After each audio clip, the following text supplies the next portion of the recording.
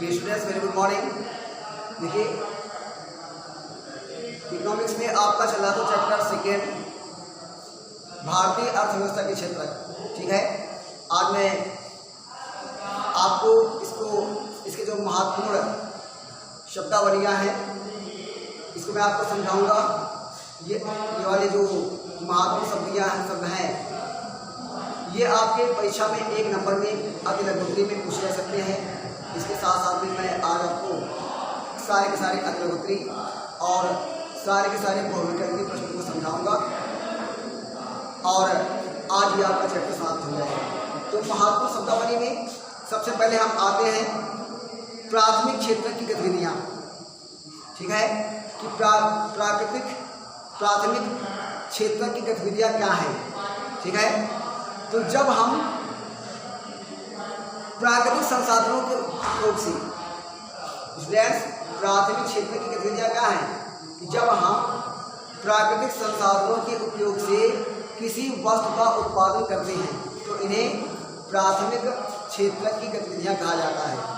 ठीक है स्टूडेंट्स, जब हम प्राकृतिक संसाधनों के उपयोग से किसी वस्तु का निर्माण करते हैं, वस्तु का उत्पादन करते हैं, तो ऐसे समस्त उद्योग प्राथमिक क्षेत्र की गतिविधियों में आते हैं। जैसे कृषि है, खनन है और डेयरी उत्पादन है।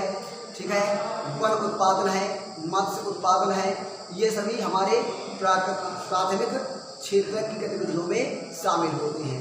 ठीक है स्टूडेंट्स, दूसरा आपका जो टॉपिक है वो क्या है, द्वितीयक क्षेत्र की गतिविधियाँ। द्वितीय क्षेत्र की गतिविधियाँ क्या है?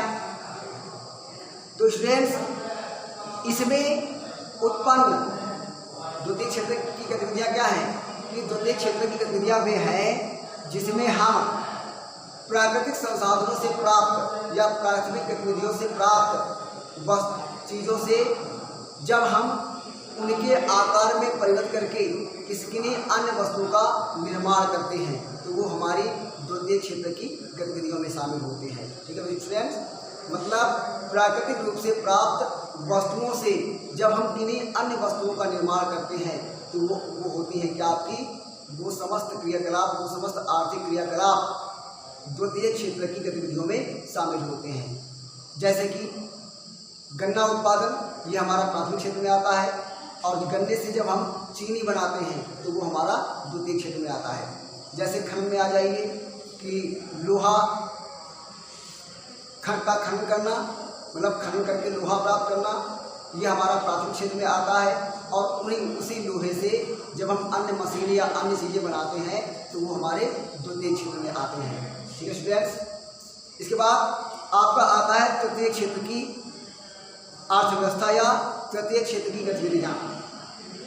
तो प्राथमिक और द्वितीयक क्षेत्र की गतिविधियों को छोड़ करके जो समस्त आर्थिक गतिविधियाँ होती हैं वो हमारे तृतीय क्षेत्र में आती हैं। ठीक है स्टूडेंट्स, जैसे और मेनली ये समस्त आर्थिक गतिविधियाँ जो हैं वो सेवा क्षेत्र से जुड़ी होती हैं। इसमें कोई भी उत्पादन कार्य नहीं होता है, सेवा क्षेत्र से जुड़ी होती हैं। मतलब जैसे कि रेलवे है, रोडवेज है, बैंकिंग है, स्कूल्स है, अस्पताल है, ये सभी सेवा क्षेत्र में आते हैं। एयर इंडिया है, ठीक है, तो ये सभी हमारे सेवा क्षेत्र में शामिल होते हैं क्योंकि इसमें नागरिकों की सेवा की जाती है, मतलब उनको अनेक प्रकार की सुविधाएँ प्रदान की जाती हैं, जैसे संचार की सेवाएँ हैं। ठीक है, तो ये समस्त इस प्रकार की जो गतिविधियाँ हैं, आर्थिक क्रियाएँ जो हैं वो हमारी तृतीय क्षेत्र में शामिल होती हैं, जो सेवा क्षेत्र से जुड़ी होती हैं। जैसे कि अध्यापक का विद्यार्थी को पढ़ाना, ये हमारा तृतीय क्षेत्र है क्योंकि यहाँ पर अध्यापक कोई उत्पादन कार्य नहीं कर रहा है बल्कि वो नागरिकों की सेवा कर रहा है। डॉक्टर का मरीज का इलाज करना, तो ये क्या है, ये हमारा तृतीय क्षेत्र में आएगा। वकील का न्यायालय में मुकदमा लड़ना, ये हमारा तृतीय क्षेत्र में आता है। ठीक है, विभिन्न प्रकार के बीमा कंपनियों के द्वारा बीमा सेवाएं प्रदान करना, ये हमारे तृतीय क्षेत्र में आता है। कुल मिलाकर के जो समस्त सेवा क्षेत्र हैं वो हमारे तृतीय क्षेत्र में आते हैं। ठीक है स्टूडेंट्स, इसके बाद अगला जो शब्द है वो है हमारा सूचना प्रौद्योगिकी। तो आप सूचना प्रौद्योगिकी से आप क्या समझते हैं? ठीक है, इसको हम एक्सप्लेन करते हैं। कह रहा है क्या कि सूचना प्रौद्योगिकी किसी भी इलेक्ट्रॉनिक विधि से सूचनाओं को आदान प्रदान करने की प्रक्रिया है। सूचना प्रौद्योगिकी क्या है? कि सूचना प्रौद्योगिकी विभिन्न प्रकार के इलेक्ट्रॉनिक माध्यम से सूचनाओं का आदान प्रदान करने की प्रक्रिया कहलाती है। ठीक है। इसमें हम डाटाबेस का प्रयोग करते हैं। ठीक है। और डाटा में सूचनाओं को एकत्रित करके हम सूचनाओं को एक स्थान से दूसरे स्थान पर भेजते हैं। ठीक है। जैसे कि आप मोबाइल का प्रयोग करते हो, मोबाइल के माध्यम से आप बात करते हो, अपनी सूचना को बात करके किसी दूसरे पास भेजते हो। रेडियो है। ठीक है। रेडियो के माध्यम से तमाम प्रकार की सूचनाएं नागरिकों को दी जाती हैं। टेलीविज़न है। ठीक है। टेलीविज़न के माध्यम से अनेक प्रकार की सूचनाएं नागरिकों तक पहुंचाई जाती हैं। ठीक है। तो इस प्रकार से इंटरनेट है। तो अनेक प्रकार की ये जो इलेक्ट्रॉनिक संसाधन हैं, इनके माध्यम से सूचनाओं का आदान प्रदान होता है। ठीक है। तो विभिन्न प्रकार के इलेक्ट्रॉनिक माध्यमों से सूचनाओं के आदान प्रदान की प्रक्रिया सूचना प्रौद्योगिकी कहलाती है। ठीक है। समझ रहे हो? इसके बाद हमारा आता है क्या? सकल घरेलू उत्पाद। देखो, अर्थव्यवस्था में सकल घरेलू उत्पाद का बहुत ही बड़ा महत्व है। ठीक है। तो सकल घरेलू उत्पाद मतलब जनरल डोमेस्टिक प्रोडक्शन, सकल घरेलू उत्पाद। ठीक है। जीडीपी, जिसे हम अंग्रेजी में शॉर्ट में कहते हैं जीडीपी। ठीक है। ये क्या है? जनरल डोमेस्टिक प्रोडक्शन, सकल घरेलू उत्पाद।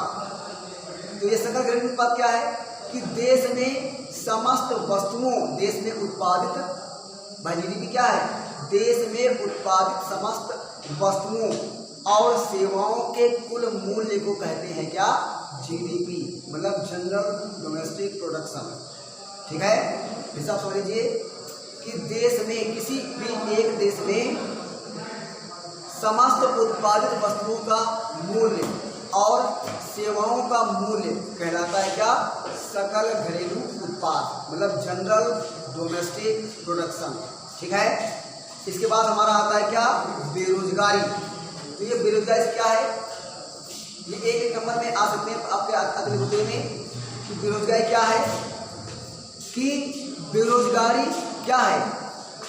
जब तो बेरोजगारी मनुष्य के द्वारा, एक व्यक्ति के द्वारा काम के योग्य होने के बावजूद, उसकी कार्य करने की इच्छा के बावजूद भी उसे काम न मिलना कहलाता है बेरोजगारी। ठीक है। तो बेरोजगारी क्या है? तो बेरोजगारी एक व्यक्ति की वह स्थिति है जिसमें वह व्यक्ति कार्य करने के लिए, अपनी रोजी रोटी कमाने के लिए कार्य करने के योग्य होते हुए भी और काम करने की इच्छा रखते हुए भी उसको काम ना मिलना, अपनी रोजी रोटी कमाने के लिए उसको काम ना मिलना बेरोजगारी कहलाता है। ठीक है। बेरोजगारी क्या है? कि बेरोजगारी एक व्यक्ति की वह स्थिति होती है, अतः बेरोजगारी वह है कि जब एक मनुष्य किसी का अपनी रोजी रोटी कमाने के लिए कार्य करने के योग्य भी है और वो काम करने की इच्छा भी रखता है, तब भी उसे रोजी रोटी कमाने के लिए काम नहीं मिलता है। तो ऐसी स्थिति कहलाती है क्या? बेरोजगारी। ठीक है। इसके बाद आता है क्या? छिपी हुई बेरोजगारी। तो छिपी हुई बेरोजगारी क्या है? Hidden unemployment. ये क्या है बताओ? तो छिपी हुई बेरोजगारी क्या है? कि जब किसी भी कार्य में आवश्यकता से अधिक व्यक्ति लगे हुए होते हैं, तो वो आवश्यकता से अधिक लगे हुए लोग जो हैं वो छिपे हुए बेरोजगार होते हैं। ठीक है स्टूडेंट्स, मतलब फिर समझ लीजिए आप कि किसी कार्य में जब आवश्यकता से अधिक व्यक्ति लगे हुए होते हैं तो वो आवश्यकता से अधिक लगे हुए व्यक्ति जो हैं वो छिपे हुए बेरोजगार कहलाते हैं। जैसे मान लिया क्या कि एक दुकान में, हमने आपको एक दुकान का उदाहरण दिया था, तो मान लिया कि एक दुकान है, एक दुकान में 2 लोगों की आवश्यकता है, 2 लोगों की आवश्यकता है, लेकिन उसी दुकान में 5 लोग कार्य कर रहे हैं, उसी दुकान में 5 लोग कार्य कर रहे हैं, ठीक है। तो अगर 2 व्यक्ति ही केवल हों तो भी उस दुकान में आराम से काम चल जाएगा, लेकिन लगे हुए कितने हैं? 5 लोग, मतलब आवश्यकता से ज़्यादा लोग लगे हुए हैं, ठीक है स्टूडेंट्स। तो आवश्यकता से लगे हुए 2 के अतिरिक्त जो 3 लोग और एक्स्ट्रा लगे हुए हैं, अतिरिक्त लगे हुए हैं, वो 3 लोग हमारे छिपे हुए बेरोजगार हैं, ठीक है। कहने मतलब क्या है कि किसी भी कार्य में जब आवश्यकता से अधिक लोग लगे हुए होते हैं, अगर वो आवश्यकता से अधिक लगे हुए लोग उस कार्य से हट जाए, वो कार्य ना करें, तो उत्पादन में कोई भी प्रभाव नहीं पड़ता है। तो ऐसी स्थिति में जो अतिरिक्त लोग लगे हुए होते हैं वो छिपे हुए बेरोजगार कहलाते हैं, ठीक है। इसके बाद हमारा आता है क्या? मध्यवर्ती वस्तुएं। क्या है आपका? मध्यवर्ती वस्तुएं। तो मध्यवर्ती वस्तुएं क्या है? तो मध्यवर्ती वस्तुएं वे उत्पादित वस्तुएं हैं, ठीक है, वे उत्पादित वस्तुएं हैं जिनका प्रयोग हम कच्चे माल के रूप में करते हैं, ठीक है स्टूडेंट्स। फिर समझ लीजिए आप कि मध्यवर्ती वस्तुएं वे वस्तुएं होती हैं जिनका प्रयोग हम कच्चे माल के रूप में करते हैं, ठीक है। जैसे मान लिया कि सबसे बढ़िया उदाहरण बार बार देते हैं गन्ने का, कपास का। जैसे कि कपास का उत्पादन करना, ठीक है, कपास का उत्पादन करना, तो ये हमारा हो गया क्या? प्राथमिक क्षेत्र, अर्थव्यवस्था का प्राथमिक क्षेत्र हो गया। जब हम जो कि हम कृषि के माध्यम से या प्राकृतिक तरीके से हम कपास का और गन्ने का उत्पादन करते हैं, तो उस गन्ने का जो उत्पादन करना है, कपास का जो उत्पादन करना है, ये हमारा प्राथमिक क्षेत्र में या प्राथमिक क्षेत्र की गतिविधि है। और जब हम उस खेती के माध्यम से गन्ने की खेती करना, कपास की खेती करना, ये प्राथमिक क्षेत्र में आएगा। लेकिन खेती के माध्यम से जब हम गन्ने और कपास को प्राप्त कर लेते हैं तो गन्ना और कपास हमारी मध्यवर्ती वस्तुएं बन जाती हैं, क्योंकि इनका प्रयोग हम कच्चे माल के रूप में करते हैं। गन्ने का प्रयोग हम चीनी बनाने के लिए कच्चे माल के रूप में करते हैं और कपास का प्रयोग हम सूती वस्त्र को बनाने के लिए कच्चे माल के रूप में प्रयोग करते हैं, ठीक है स्टूडेंट्स। तो मध्यवर्ती वस्तु क्या है? मध्यवर्ती वस्तु क्या है कि जिन वस्तुओं का प्रयोग हम, सीधी बात, सरल बात है, सीधी सीधी, कि जिन वस्तुओं का प्रयोग हम कच्चे माल के रूप में करते हैं वो हमारी क्या है? मध्यवर्ती वस्तुएं हैं, ठीक है। इसके बाद आते हैं क्या? अंतिम वस्तुएं। अंतिम वस्तुएं क्या है कि उन कच्चे माल से उत्पादित वे वस्तुएं जिनका हम उपभोग करते हैं वो हमारी कहलाती है क्या? अंतिम वस्तुएं। ये बात समझ आई, ठीक है। क्या कि अंतिम वस्तुएं क्या है कि मध्यवर्ती वस्तुओं का प्रयोग करके, मतलब कच्चे माल का प्रयोग करके जब हम उपभोग करने के लिए, प्रयोग करने के लिए चीज़ों का निर्माण करते हैं, ठीक है, तो वो हमारी अंतिम वस्तुएं कहलाती हैं। जैसे गन्ना हमारा मध्यवर्ती वस्तु है, ठीक है, कपास हमारा मध्यवर्ती वस्तु है, लेकिन गन्ने से जब हम चीनी को बना लेते हैं, जिसका हम प्रयोग करते हैं, तो वो हमारी अंतिम वस्तु बन जाती है। चीनी हमारी अंतिम वस्तु है, गन्ना हमारा मध्यवर्ती वस्तु है। इसी प्रकार से कपास हमारी मध्यवर्ती वस्तु है। तो कपास से बना हुआ जो कपड़ा है, जिसे हम पहनते हैं, जिसको हम प्रयोग करते हैं, वो क्या है? वो अंतिम वस्तु है। कहने का मतलब क्या है कि मध्यवर्ती वस्तुओं से निर्मित वस्तुएं, कच्चे माल से निर्मित वस्तुएं जिनका जो प्रयोग करने के लिए तैयार होती हैं, जो प्रयोग करने के लिए रेडी होती हैं, जिनका हम प्रयोग करते हैं, वो हमारी अंतिम वस्तुएं होती हैं, ठीक है। इसके बाद हमारा आता है क्या? बुनियादी वस्तुएं, ठीक है। तो बुनियादी वस्तुएं क्या है? बुनियादी वस्तुएं क्या है? तो स्टूडेंट्स, किसी भी देश में अनेक प्रकार की सेवाएं लागू होती हैं, ठीक है, जो आधारभूत संरचनाओं में शामिल होती हैं, जिनके बिना मनुष्य का काम नहीं चलता है, ठीक है। ऐसी समस्त आधारभूत वस्तुएं हमारी बुनियादी वस्तुएं होती हैं। बुनियाद मतलब आधार, ठीक है। तो बुनियादी वस्तुएं क्या है? वे समस्त प्रकार की वस्तुएं जो मनुष्य के जीवन के लिए अति आवश्यक होती हैं, मतलब बुनियादी वस्तुओं में कोई उत्पादन कार्य नहीं होता है।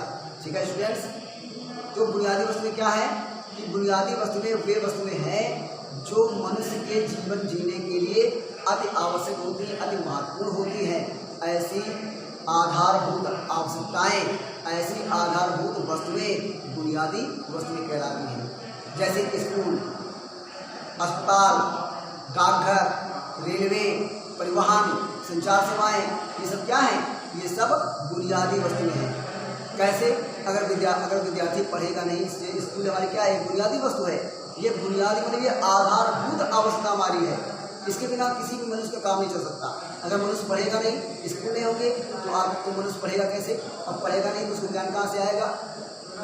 ठीक है, तो इस प्रकार से आप देख लीजिए कि जो स्कूल है, अस्पताल है, ठीक है, डाकघर है, परिवहन है, संचार सेवाएं हैं, ये सभी हमारी क्या है? ये सभी हमारी बुनियादी वस्तुएं हैं। बीमा कंपनियां हैं, ठीक है, ये सभी हमारी बुनियादी वस्तुएं हैं।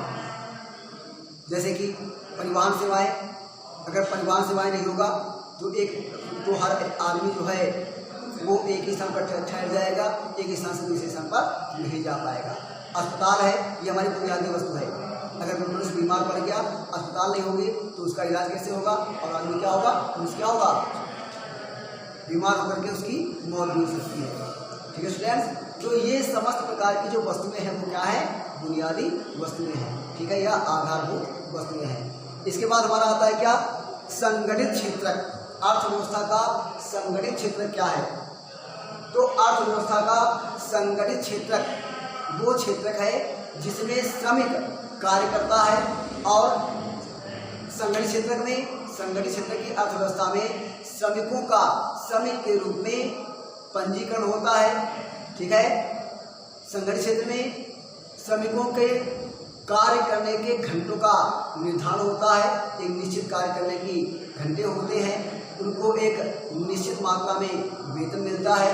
ठीक है, संगठित क्षेत्र के श्रमिकों को अनेक प्रकार की सुविधाएं प्राप्त होती हैं, जैसे रहना, मतलब आवास, स्वास्थ्य, शिक्षा, ठीक है, और विभिन्न और नौकरी के बाद में, मतलब रिटायरमेंट के बाद में, सेवानिवृत्ति के बाद में उनको अनेक प्रकार के भत्ते भी प्राप्त होते हैं, मतलब विभिन्न प्रकार की उनको सुविधाएं प्राप्त होती हैं।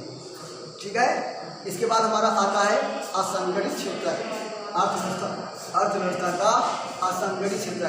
तो अर्थव्यवस्था का असंगठित क्षेत्र क्या है? तो अर्थव्यवस्था का असंगठित क्षेत्र वो क्षेत्र है जिसमें श्रमिकों का कोई भी पंजीकरण नहीं होता है, उनके काम करने के घंटों का भी कोई निश्चित अवधि नहीं होती है, और साथ साथ में उनको कोई भी वार्षिक वेतन वृद्धि भी प्राप्त नहीं होती है। उनको अन्य जो सुविधाएं हैं जैसे कि स्वास्थ्य, आवास, ठीक है, शिक्षा, ऐसी कोई भी उन्हें सुविधा प्राप्त नहीं होती। वो अपने खर्च पर ही ये सारी सुविधाएं प्राप्त करते हैं। ठीक है स्टूडेंट्स, साथ साथ में असंगठित क्षेत्र के मजदूरों का शोषण भी होता है, क्योंकि उनको किसी भी समय बिना कोई कारण बताए उनको उनके कार्य से हटा दिया जा सकता है। जबकि संगठित क्षेत्र में ऐसा नहीं होता है, वो रजिस्टर्ड होते हैं, उनका रजिस्ट्रेशन होता है, वो पंजीकृत होते हैं, तो उन्हें उनके नियामक जो हैं वो काम से हटा नहीं सकते हैं। जबकि असंगठित क्षेत्र में ऐसा नहीं होता है। असंगठित क्षेत्र में उनके जो नियामक हैं, मतलब उनके जो मालिक हैं कारखाने के या फैक्ट्री के या अन्य कामों के जो मालिक हैं, उनको बिना कोई कारण बताए उनको काम से निकाल सकते हैं। तो ऐसे असंगठित क्षेत्र में श्रमिकों का शोषण भी होता है। ठीक है स्टूडेंट्स, इसके बाद हमारा आता है सार्वजनिक क्षेत्र। तो सार्वजनिक क्षेत्र क्या है?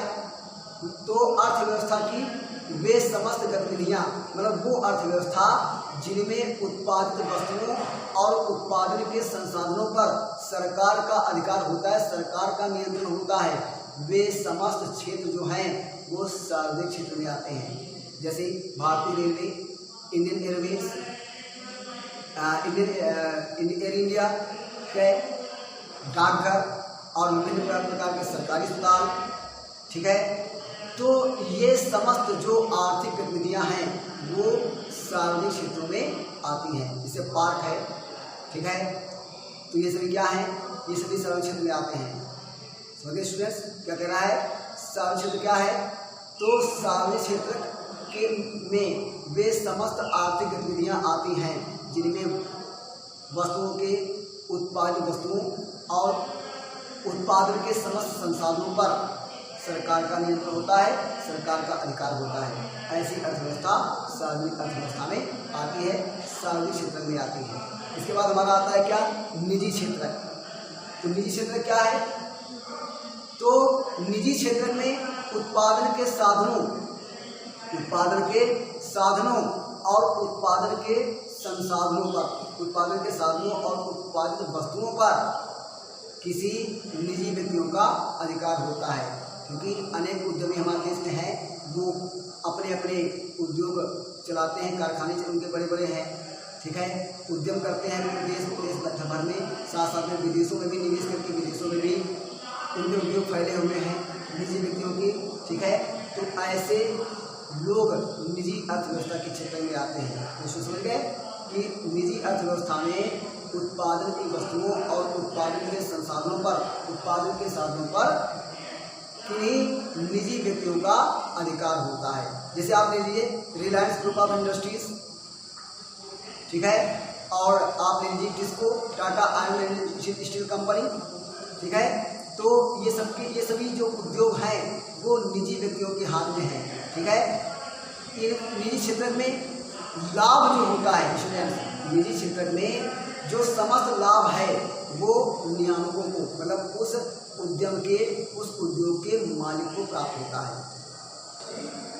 तो डियर स्टूडेंट्स, इसके बाद हमारा अगला जो शब्द आता है वो है खुली हुई बेरोजगारी, ठीक है स्टूडेंट्स, खुली हुई बेरोजगारी। तो खुली हुई बेरोजगारी क्या है कि जब देश की समशक्ति, मतलब जब देश के समस्त जो कार्य करने वाले लोग हैं, ठीक है, उनको रोजगार के अवसर प्राप्त नहीं हो पाते हैं, ठीक है स्टूडेंट्स। मतलब जब देश के लोगों को कार्य करने में सक्षम होते हुए भी उनको कार्य नहीं मिल पाता है और वो कार्य करने के लिए, मतलब रोजगार करने के लिए अवसरों की तलाश में रहते हैं और हमको साफ साफ दिखाई भी पड़ता है।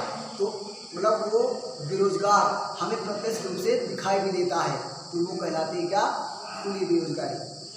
समझ लीजिए आप कि जब किसी भी देश में, ठीक है, जब किसी भी देश में लोग कार्य करने के लिए योग्य होते हुए भी और कार्य करने की इच्छा रखते हुए भी उन्हें काम नहीं मिलता है और वो स्पष्ट रूप से हमें, प्रत्यक्ष रूप से हमें बेरोजगार दिखाई देते हैं, ठीक है, तो वो कहलाता है क्या, छिपी हुई बेरोजगारी, नहीं खुली हुई बेरोजगारी स्टूडेंट्स। क्योंकि वो हमें प्रत्यक्ष रूप से दिखाई पड़ता है कि फलाना आदमी बिना काम की तलाश में घूम रहा है, उसको कोई काम नहीं मिल रहा है, ठीक है स्टूडेंट्स।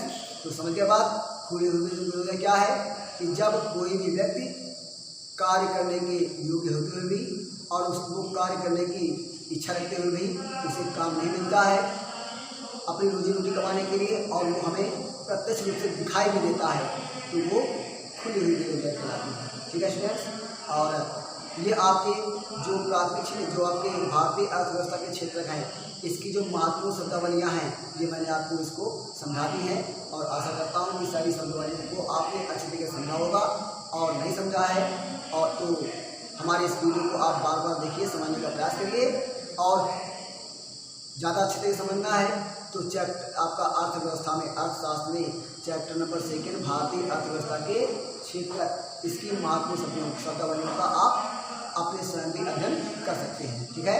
और इसके बाद में जो अग्निहोत्री हैं वो हो नहीं पाए हैं, बहुविकल्पी हमने सोचा था बता देंगे साथ साथ में इसके, लेकिन नहीं हो पाया। खैर कोई इस अपने अगले वाली वीडियो में हम आपको सारे के सारे अग्निहोत्री और बहुविकल्पी प्रश्नों को समझाएंगे अपने अगले वाले वीडियो में। तब तक के लिए गुड बाय।